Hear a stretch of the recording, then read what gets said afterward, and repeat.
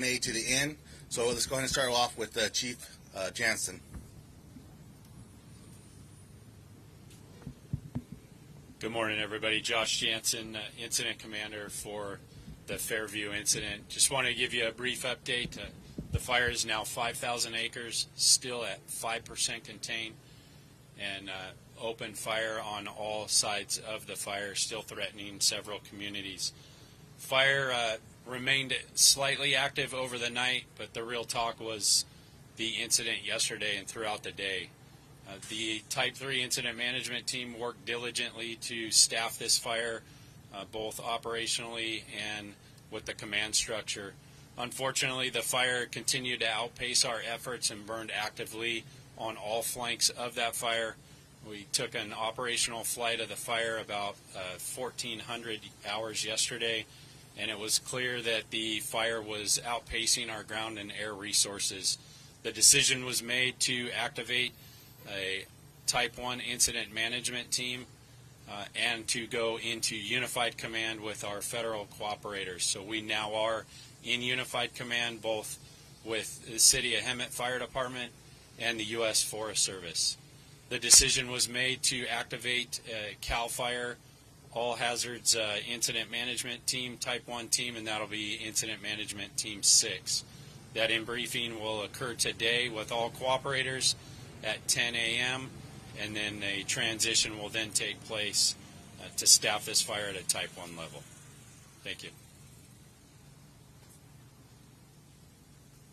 Good morning. I'm Sergeant Brandy Swan.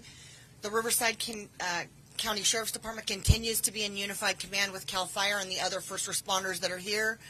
We have numerous deputies that have converged upon the area that are safeguarding lives and properties and doing door-to-door evacuations in the burn area and anticipated areas in which the fire will move. Yesterday, we announced that 2 people had been found deceased within the burn area, and today we are confirming that those 2 people were found deceased within a vehicle in the 42400 block of Avery Ridge Road, or Avery Canyon Road, in eastern Hemet. The identities of those individuals cannot be released at this time because they cannot be positively identified based upon the condition in which they were found.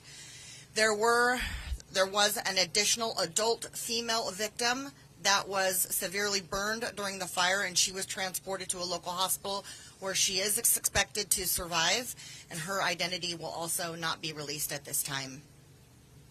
The evacuation orders currently in place can be found on CAL FIRE's Twitter page and also shared on our social media pages. They are Thomas Ridge Road to the north and Cactus Valley to the south, Batista Canyon, and Forest Boundary to the east and to the west. Thank you. Good morning. Shane Reichard, Public Information Officer for the county's Emergency Management Department. Last night, the county activated its Emergency Operations Center to a Level 3 to support the incident and the needs of the operational area.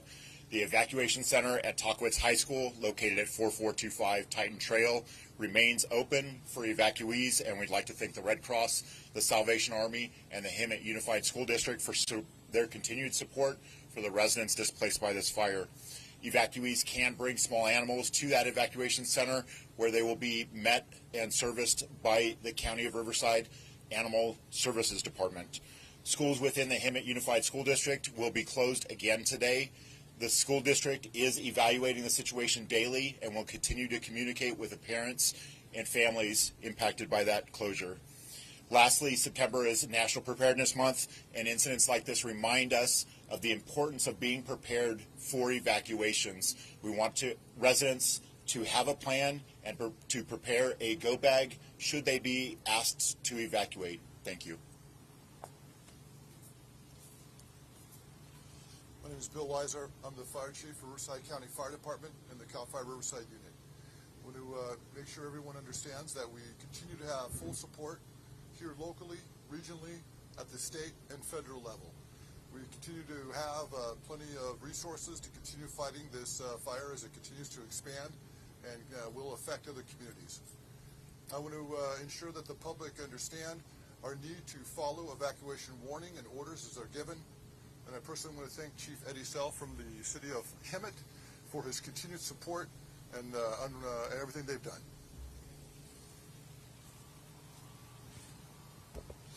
We're giving you guys lots of information. We want to make sure the public, they can find the information at rvcfire.org. They could follow us on social media, Facebook and Twitter, and that's at Cal Fire ROU. Again, that's rvcfire.org and at Cal Fire ROU. At this time, we'll do a Q&A.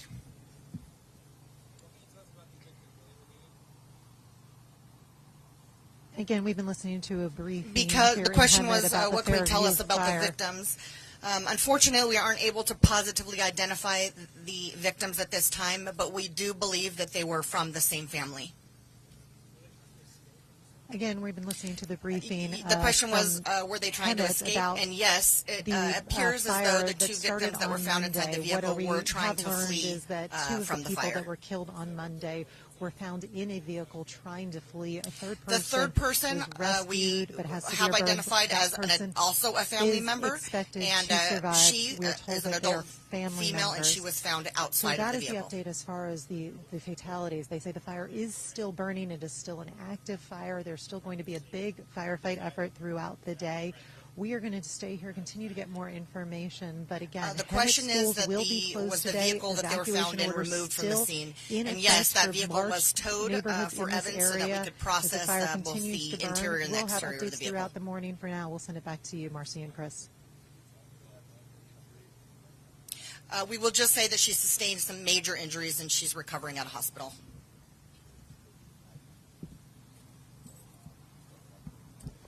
Do we have any? Go ahead.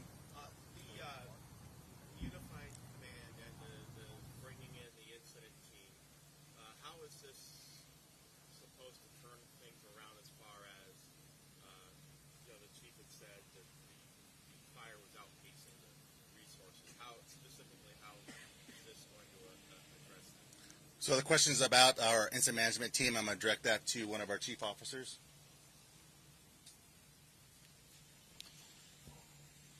So regarding the decision to go unified command, that was made because of the footprint of the fire. The fire was rapidly progressing towards the federal land, and the decision was made to go unified with our federal cooperators so that we can collectively make the decisions that are right for both the public and the citizens in the area. Knowing that the fire's footprint was going to grow and end up on their land, it was the right decision to go unified with them. Go ahead. Are we going to see Forest Service trucks out here on the lines now? Yes, absolutely. We'll have resources from all agencies from the southern and central and most likely northern part of the state, and that's going to be a cooperative effort throughout our cooperative agreement throughout the entire state. So yes, you will also see our U.S. Forest Service partners at our briefings. They will be equal partners moving forward on this incident. Yesterday you mentioned a potential about 7,000 acres. Is that where it stands now, or is it larger?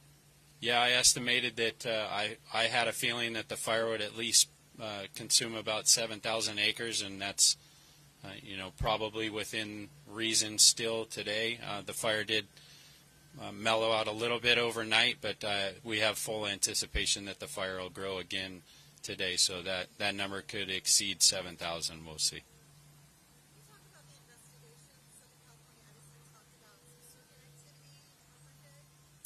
So I can't speak specifically to the investigation other than the fact that our CAL FIRE law enforcement and prevention officers are working unified with our Riverside Sheriff's Department to conduct the investigation, and that investigation is going to take several days before we have any answers.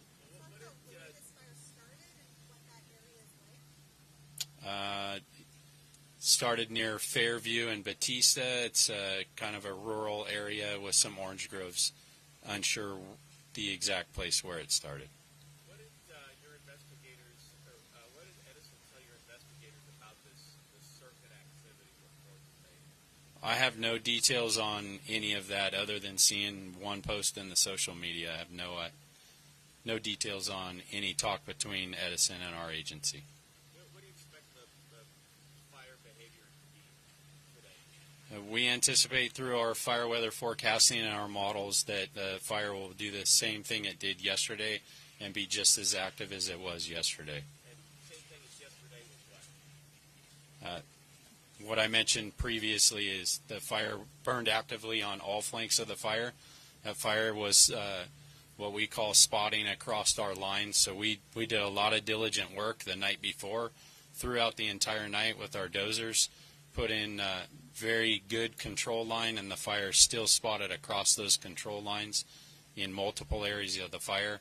That was one of the key factors that I pointed out when we conducted our operational flight, that even our line that we constructed in multiple areas of the fire was not holding due to the weather conditions, the drought-stricken fuels we talked about, and the fire spotting outside those lines.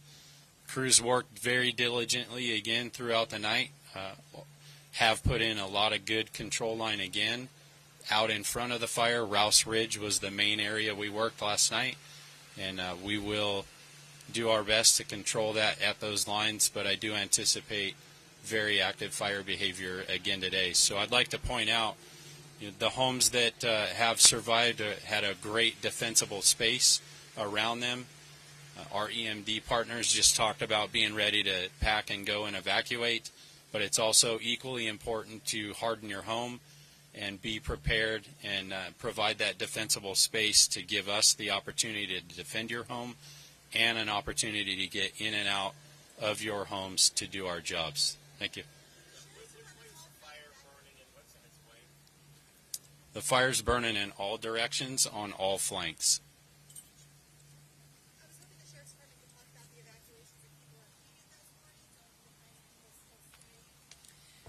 The question is whether people are heeding the warnings of the evacuations.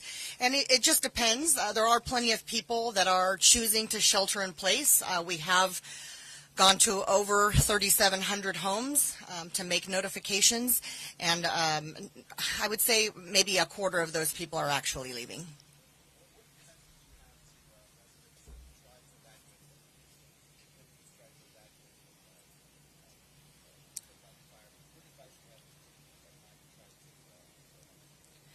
The question is, what advice do we have to the residents? And I would say that we ask for your cooperation. We beg for your cooperation on these evacuation orders and even the warnings. Fire is very unpredictable, as we discussed yesterday and earlier today, and moves very, very fast. And we really need for you to gather your belongings. If you're close to the fire or in an evacuation warning, get yourself ready and get yourself prepared to leave in the event that an evacuation order comes into place.